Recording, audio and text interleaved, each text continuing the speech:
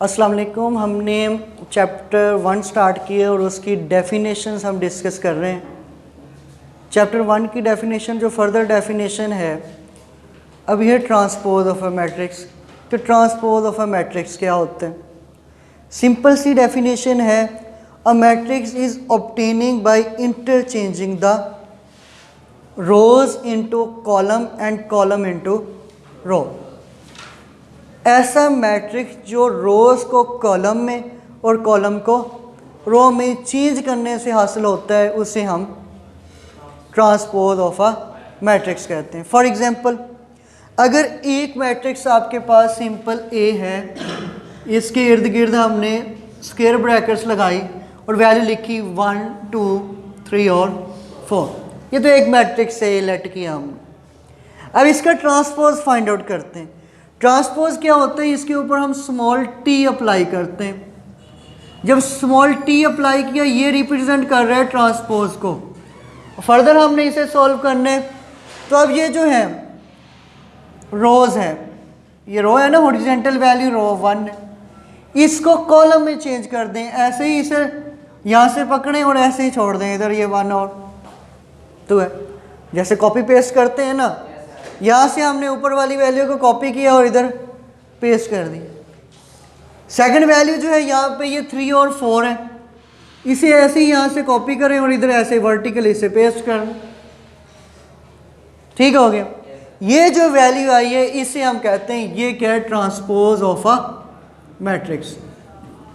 Clear है? ऐसी value के हमने रो को कॉलम में चेंज कर दिया और कॉलम को रो में चेंज कर दिए, इससे जो आंसर आए वो हो गया transpose of a matrix. Short question आएगा तो आपने जस्ट ये करने है कि रो होगी कॉलम में चेंज कर दें, कॉलम होगा तो रो में चेंज कर दें। 2 मार्क्स का शॉर्ट क्वेश्चन होगा। फर्दर नेक्स्ट डेफिनेशन जो होगी हमारे पास, नेक्स्ट डेफिनेशन है negative of a matrix. Negative कैसे आता है? कोई भी वैल्यूज हो आपके पास, फॉर एग्जाम्पल एक मैट्रिक्स है हमारे पास, ए मैट्रिक्स है या बी लिख दें, बी मैट्रिक्स है, यहाँ पे लिखा 1 -2 3 और 4, ये उसकी एंट्रीज हैं। नेगेटिव मैट्रिक्स फाइंड आउट करना है तो वो कैसे आएगा? नेगेटिव मैट्रिक्स में जस्ट हमने इनके साइन चेंज करने, अलामत चेंज करनी है। अगर मैट्रिक्स में क्वेश्चन में प्लस है तो उसे माइनस कर देना है, माइनस होगा तो उसे प्लस कर देना, इतना चेंज है। अगर ये प्लस बी है तो ये क्या हो जाएगा? Minus B.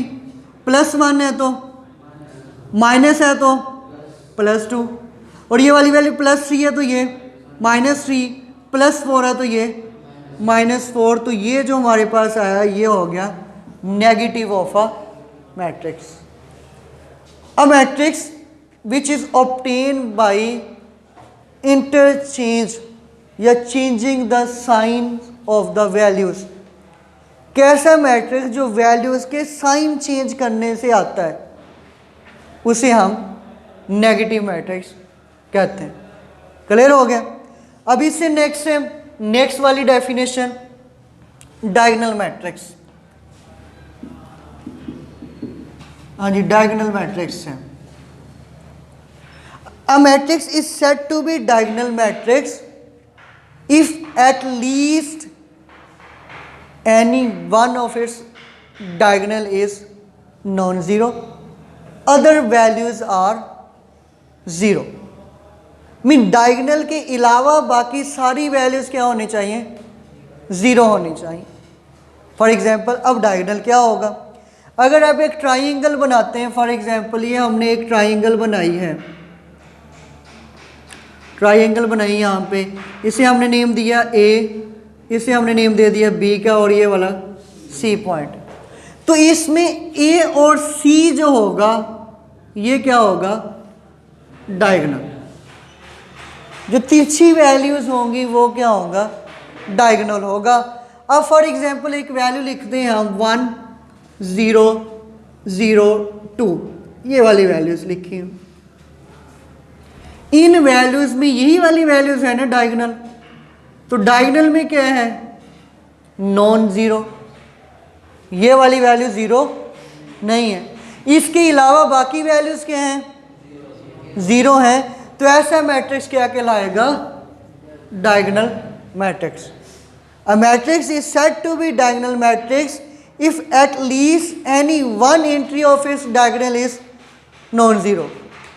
डेफिनेशन में एनी वन एंट्री, कोई एक एंट्री, यहाँ पे तो ज़्यादा एंट्रीज थे, तो वन एंट्री मीन ये भी एग्जांपल हो सकती है 2 0 0 0। अब इसमें एक ही वैल्यू नॉन ज़ीरो है ना, बाकी सारी ज़ीरो है, फिर भी ये कौन सा होगा, ये डायगोनल मैट्रिक्स ही होगा। अब वैल्यू बढ़ा देते हैं इसकी, हम चेक करते हैं। फॉर एग्जांपल ये 2 0 था, अब वैल्यू हम करते हैं 2 0 0, यहाँ पे 0 लगा दें, यहाँ पे 3 है, 0 है, 0 0 और 0। अब ये मैट्रिक्स कौन सा होगा, अगर नेम देना है बी दे दें, ये वाला मैट्रिक्स डायगोनल होगा, क्योंकि डायगोनल में एटलीस्ट एनी वन, कोई एक वैल्यू, कम से कम एक वैल्यू जो किसके इक्वल होनी चाहिए, ज़ीरो के इक्वल होने चाहिए। कोई एक वैल्यू जो है वो ज़ीरो के इक्वल नहीं होनी चाहिए। यहाँ पे जो है 2 0 2 3 है, अगर 2 भी होता तब भी ये डायगोनल था। अगर फॉर एग्जांपल इसी की एक एग्जांपल आ जाती है सी, यहाँ पे वैल्यू होती है जी 0 0 0 0 0 0 0 0 2, क्या ये डायगोनल है, ये डायगोनल है, क्योंकि यही डायगोनल होते हैं। इसमें एटलीस्ट वन, एक भी अगर नॉन ज़ीरो आ गई तो वो डायगोनल होगा। क्लियर हुई है डेफिनेशन। अब इससे नेक्स्ट देखते हैं। अब फॉर एग्जांपल ये तो डायगोनल में डिफरेंट वैल्यूज़ आ रही थी, अगर डायगोनल में एक जैसी वैल्यूज़ आ जाती हैं, बाकी ज़ीरो ही होती हैं, डायगोनल में एक जैसी आ जाती हैं। फॉर एग्जांपल एक मैट्रिक्स है, इसमें वैल्यू यहाँ पे 1, यहाँ पे ये 1 नहीं लिखना तो 2 लिख दें, 0 0 और ये 2। और एक और बी मैट्रिक्स है, इसमें वैल्यू आ जाती है k 0 0 के। एक और वैल्यू लिखते हैं सी, इसमें वैल्यू आ जाती है जी 5 0 0 0 5 0 0 0 5। डायगोनल में ही लिखा है, बाकी वैल्यू ज़ीरो है। अगर डायगोनल में एक जैसी वैल्यूज आ जाती हैं तो ऐसे मैट्रिक्स को हमने क्या कहना है, a matrix is said to be scalar matrix if all the diagonal entries are same. अगर डायगोनल में आने वाली सारी की सारी एंट्रीज एक जैसी होंगी, सेम होंगी, उसे हम कहेंगे वो क्या है, स्केलर मैट्रिक्स है। अगर डायगोनल में वैल्यू चेंज हो जाएगी तो वो स्केलर नहीं होगा, वो कौन सा होगा, डायगोनल। क्लियर है। सेम कौन सी होनी चाहिए, अब सेम अगर 2 3 4 5 7 8 के एल एम इस तरह की वैल्यूज आ जाती हैं और सारी की सारी जो हैं वो क्या आती हैं, सेम आती हैं, तो वो स्केलर होगा। अगर इसी में कोई वैल्यू ऐसी आ जाती है कि वो सेम नहीं है तो वो सिर्फ डायगोनल होगा, स्केलर नहीं होगा। अगर एक वैल्यू इक्वल ही आती है, डी कह दें एक मैट्रिक्स है, यहाँ पे है जी 1 0 0 1, अब ये कौन सा मैट्रिक्स होगा, डायगोनल तो होगा और सेम भी तो है, इट मीन्स स्केलर भी होगा। एक और वैल्यू भी बनती है इसकी, अगर सारी वैल्यूज डायगोनल में एंट्रीज 1 0 0 1 है तो ये मैट्रिक्स और क्या कहलाता है, आइडेंटिटी मैट्रिक्स भी कहलाता है। अगर सारी भी 1 1 आ जाएं, जैसे E इज इक्वल टू हो 1 1 1 1, तो ये भी आइडेंटिटी मैट्रिक्स होगा क्योंकि सारी एंट्रीज 1 है। ओके। और डायगोनल्स में अगर सेम है और 1 1 आता है तो वो आइडेंटिटी मैट्रिक्स होगा।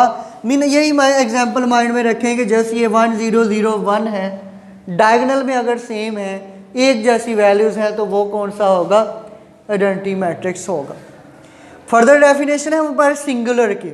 सिंगुलर क्या होता है, सिंगुलर है अगर एक मैट्रिक्स ए गिवन है 1 2 3 4, इसका हम डिटर्मिनेंट फाइंड आउट करते हैं। डिटर्मिनेंट को रिप्रेजेंट करते हैं ऐसे स्ट्रेट लाइंस लगा के, मीन इन दोनों वैल्यूज़ को मल्टीपल करें, इन दोनों को 4 1 दा, दरमियान में माइनस फॉर्मूले का आएगा, इन दोनों को मल्टीपल करना है, 3 2 दा 6, तो ए डिटर्मिनेंट का आंसर आ गया -2। एक और एग्जांपल सॉल्व करते हैं, इसे हम b कह देते हैं और इक्वल करते हैं यहाँ पे 2, यहाँ पे 6, यहाँ पे हम 2 लगाते हैं और यहाँ पे 4 लगा देते हैं, ये यहाँ पे 6 लगा दें। ओके, अब इसे सॉल्व करते हैं। इसी तरह डिटर्मिनेंट फाइंड आउट करें, तो b determinant is equal to, इनको मल्टीपल करें 6 2 दा -6 2 दा, तो b डिटर्मिनेंट इक्वल आ जाता है 0 के। और ये नेगेटिव भी आ सकता है, पॉजिटिव भी आ सकता है। ऐसा मैट्रिक्स जिसका हम डिटर्मिनेंट फाइंड आउट करें और वो इक्वल आता है 0 के, डिटर्मिनेंट किसके इक्वल आता है, तो ऐसे मैट्रिक्स को हम सिंगुलर मैट्रिक्स कहेंगे। A matrix is said to be singular matrix if A determinant is equal to 0। अगर ए डिटर्मिनेंट इक्वल आता है 0 का, तो ऐसे मैट्रिक्स को हम क्या कहेंगे, ये वाला, हाँ जी, सिंगुलर मैट्रिक्स होगा। और अगर ऐसा मैट्रिक्स आता है जिसे हम सॉल्व करते हैं आंसर 0 नहीं आता, नॉन ज़ीरो आते हैं, मीन नेगेटिव भी आ सकता है और पॉजिटिव भी आ सकता है। ये -2 आ गया, ये फॉर एग्जांपल 28 पॉजिटिव आ जाता। ऐसा मैट्रिक्स जिसमें डिटर्मिनेंट 0 नहीं होता उसे हम नॉन सिंगुलर मैट्रिक्स कहेंगे। A matrix is said to be non singular if A determinant b है तो b डिटर्मिनेंट, c लेट किया तो c determinant is not equal to 0 is called non singular matrix. ये डेफिनेशन आ जाती हैं chapter 1 से, 2 मार्क्स की डेफिनेशन आएगी, तो डेफिनेशन लिखनी है प्लस एक एग्जाम्पल आपने मस्ट राइट करनी। अगर एक एग्जाम्पल राइट करेंगे तो फिर क्वेश्चन कंप्लीट होगा, उसके कंप्लीट 2 मार्क्स मिलेंगे। फर्स्ट चैप्टर की ये डेफिनेशन थी जो हमने डिस्कस कर ली हैं, फर्दर इंशाल्लाह इसकी एक्सरसाइजें सॉल्व करेंगे।